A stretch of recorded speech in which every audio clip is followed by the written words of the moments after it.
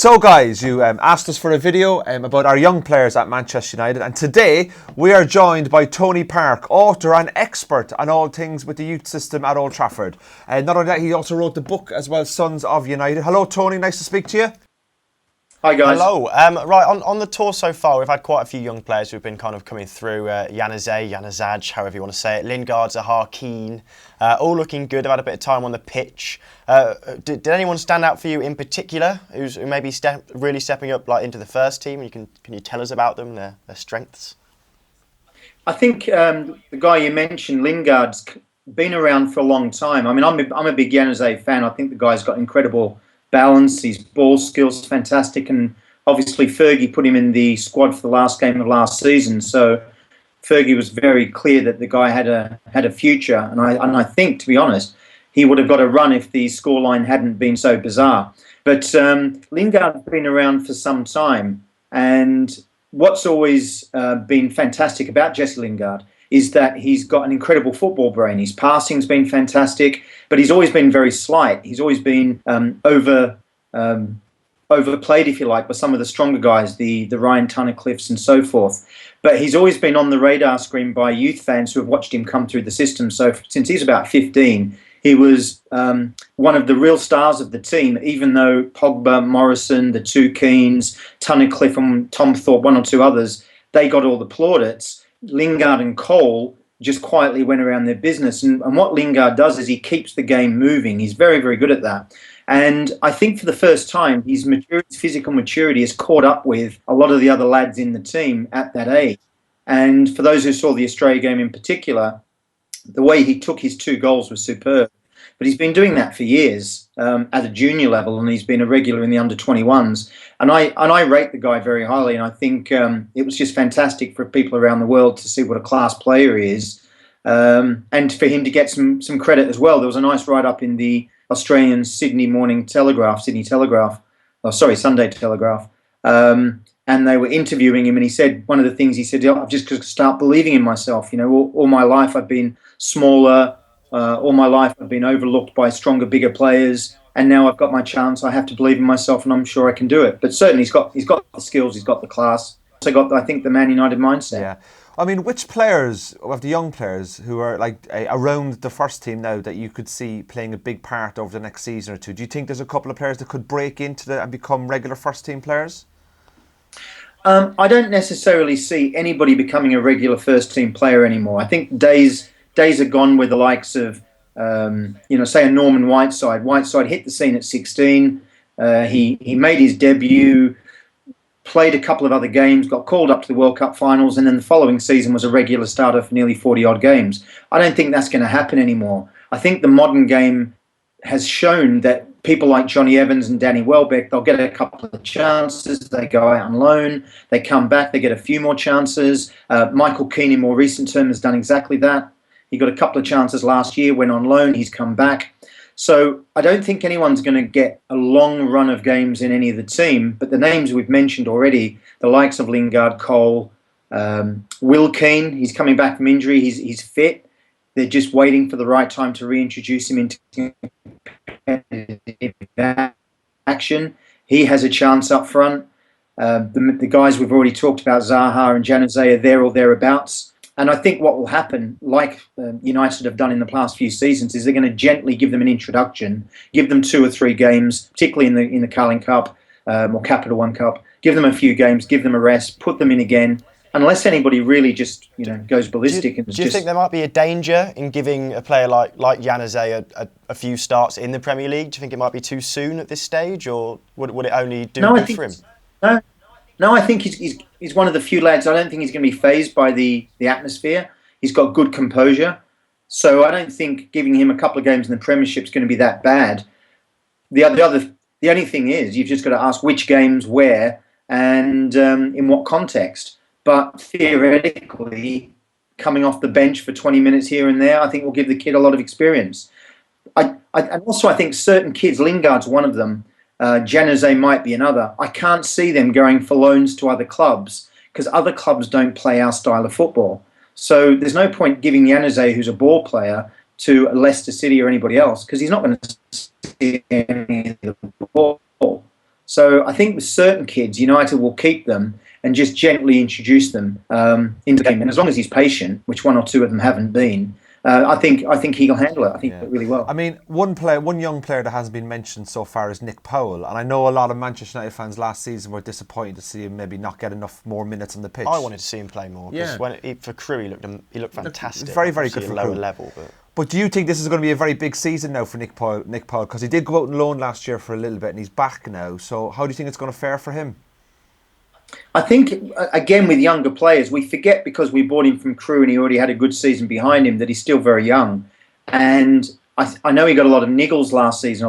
He had a groin injury, he had a calf injury, he had an ankle injury, a knee injury maybe. So he's picking up knocks. And I think with young kids, what my experience tells me is they don't have the consistency of an established player. So a Wayne Rooney can have 2 or 3 games out with a knock, come back, and he can score a hat-trick. Young players haven't got that ability. So I think with Nick Powell, I'd like to see him have 2 or 3 or 4 consecutive runs in the under-21s, then a chance to perhaps have 3 or 4 appearances either off the bench or starts around the Carling Cup time, Capital One Cup time, so he can get 2 or 3 games under his belt and then see what happens. But as always, it depends on the context. And Januzaj showed that last year. I think Phil would have given him a run, but the context of the game said he wasn't going to risk it. But when you say that, like Wayne Rooney can miss 3 games and come back and score a hat trick, whereas a young person can't. I mean, what is the big difference from an 18-year-old and a 25-year-old that can do that? Is it come down to experience, confidence, physical stature, maturity? What do you think are those key factors?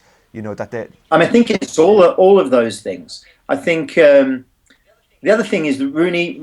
I'm using Rooney as an example, but you can pick any of them. Rooney trains day in, day out with Van Persie and with Nani and Valencia, so he can come back in and he already knows how those players play because he's playing with them all the time. If you get Nick Powell coming in, he's just played 5 or 6 games in the under-21s, so he's got a relationship with the Lingards, the Coles, the Tunnicliffes, whatever. He's going to go into the first team, and even though he may be training with them, he's not played with them.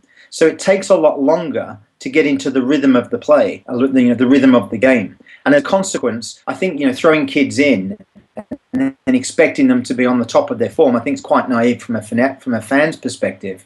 And that's why managers don't do it. You either give them a long run of games and be patient with them, which is pretty much the old style of blooding youngsters, or what you do is you do what you see in more recent terms is you blood them a little bit and then you give them a break and then you give them another run and a break and see how can you. What are the signs that tell you? Like, what would you look for to see when a player is really going to develop? Like, because Spurs, for example, they nearly flogged Bale to Birmingham for about 3 million in 2009. Like, what are the signs that what should we look for in these youngsters?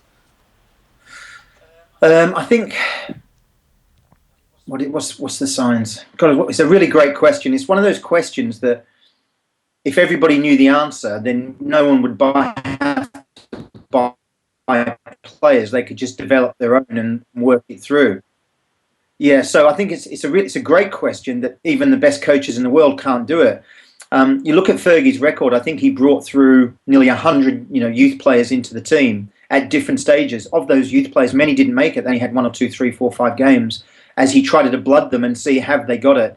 And I think what you're really looking for, for me, they've got the skill. You're not even questioning their skill. They've got the skill. They can pass a football. They've got the vision. I think the biggest difference is decision making at that level. Yeah. I think that determines whether a player can make it or not. Yeah. It's all very well doing it at under 21 level, but doing it at the highest pace against the highest caliber of players in the game, doing what you do well at a junior level. And I think if you look at any sport, and I'll use the analogy of cricket, that's why so many cricketers, they're fantastic county cricketers, but they can't make the step up to international level. There's been a lot of changes at Manchester United now with David Moyes coming in and bringing in his own backroom team and stuff. Do you think, are you happy that Warren Joyce and Paul McGuinness have remained in charge of the youth teams? Well, I think what you have to do is look at their track record. Paul McGuinness has got us to 3 finals of the FA Youth Cup. He's won one of those competitions, which is very hard to win these days. He's won numerous competitions around the world, and this July just finished, he's won the Milk Cup again. So you have to look at his record and say he's consistently producing good players. He's consistently winning competitions at that level. So then you have to ask the question, why would you change? And I think it's the same with Warren Joyce. If those two individuals had not been successful, then you could have an argument for saying, well, let's try somebody else. I think what would be really interesting is to see what Moyes brings from the Everton Academy, because the Everton Academy have a very different philosophy from the United Academy.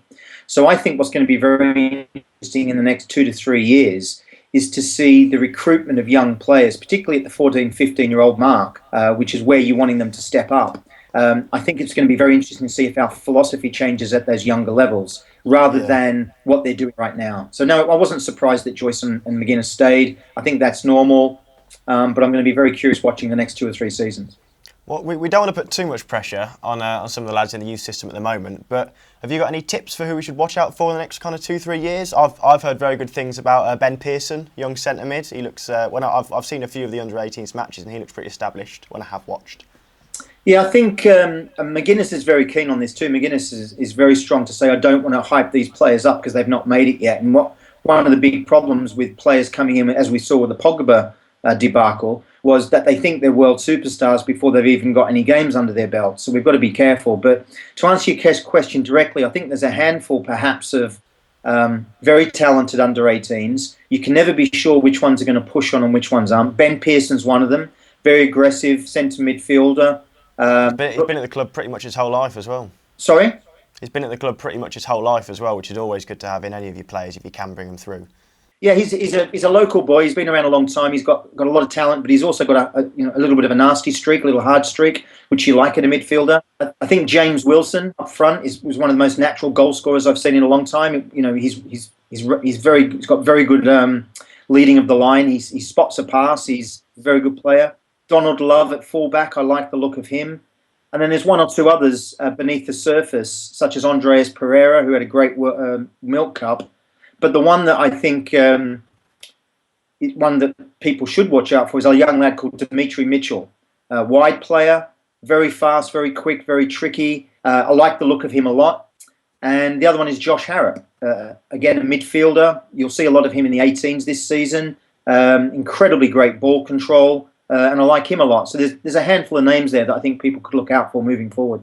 So thanks very much, Tony Park, for giving us the lowdown on all the young players that are coming through at Manchester United. Exciting times ahead, I tell you. Very exciting. And hopefully we will catch up with Tony again later in the season to kind of see how those players are developing. Indeed. And guys, we want to hear from you as well. So we want to hear what you think about our young players. If you've got any tips of people who are coming through that we don't know about yet, put them down there in the comments box below. Please, we want to hear from you. Get the comments in. I'm sure you already have, but if you haven't and you are foolish, then click subscribe. If you want to get a fin first, that is the thing to do. Yeah, by clicking subscribe, you'll get loads more content, loads more videos here from the Full Time Devils. So click subscribe now. Please. Today. Not like desperate though, just do it when you got time. Early dinner. Whenever you're ready. Don't even have a watch.